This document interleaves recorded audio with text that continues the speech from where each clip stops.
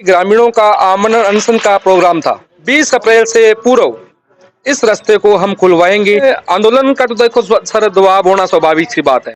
रास्ता खुलवाने की मांग को लेकर धौलीपाल के लोग कलेक्ट्रेट के चक्कर काट रहे थे, ज्ञापन दे रहे थे और फिर आखिरकार तंग परेशान होकर जब रास्ता खुलता नज़र नहीं आया तो आमरण अनशन की चेतावनी दे डाली। उसके बाद फिर प्रशासनिक अधिकारियों से बातचीत होती है। 20 अप्रैल का समय दिया गया। 20 अप्रैल के बाद इस रास्ते को खोलने पर सहमति लिखित के अंदर बनी है। उसके बाद फिर आमरण अनशन का जो कॉल दी गई थी उसको धौलीपाल के ग्रामीणों के द्वारा वापस हालांकि ले ली गई है। चलिए सुनते हैं आखिरकार आज क्या क्या बातचीत हुई और प्रशासनिक अधिकारियों के द्वारा उनको लिखित में क्या आश्वासन दिया है, सुनिए। धौलीपाल का 14-15 mm का जो रास्ता प्रकरण था वो आज सुलझ गया है।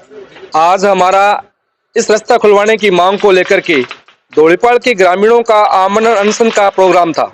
इससे पूर्व एडीएम साहब से हमारी वार्ता हुई है। एडीएम साहब ने हमें रिटर्न में दिया है कि आने वाली 20 अप्रैल से पूर्व इस रास्ते को हम खुलवाएंगे और निश्चित रूप से जो ये रास्ता बंद पड़ा है उसको खुलवाएंगे। इससे पहले भी प्रशासन कह रहा था बार बार कि जो ये फसल कटने के बाद रास्ता खोल दिया जाएगा, लेकिन वो रिटर्न में देने के लिए तैयार नहीं था और हमारी यही मांग थी कि आप रिटर्न में दो, सही फसल कटने पे रास्ता खुले, लेकिन इसके लिए आप रिटर्न में दोगे तो हम तैयार हो जाएंगे। लेकिन शासन इस बात के लिए तैयार नहीं था और आज एडीएम साहब से हमारी वार्ता हुई है और उन्होंने हमें रिटर्न में लिख के दिया है कि 20 अप्रैल से पहले ही रास्ता खुल जाएगा। आंदोलन का तो देखो सर दबाव होना स्वाभाविक सी बात है।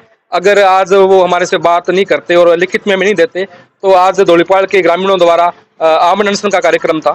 काफी बड़ी संख्या में लोग यहाँ पे आए थे और जो अभी थोड़ी देर में हमने ये प्रोग्राम शुरू भी करना था, इससे पहले हमारी वार्ता हो गई और जब आंदोलन का जो ये रास्ता एक बार हम नहीं अपना रहे। लगभग सर 400-500 काश्तकार है वो प्रभावित थे रास्ता बंद होने से। एक व्यक्ति विशेष रास्ता बंद कर रखा है, जबकि 400-500 जो काश्तकार है वो इससे दुखी थे।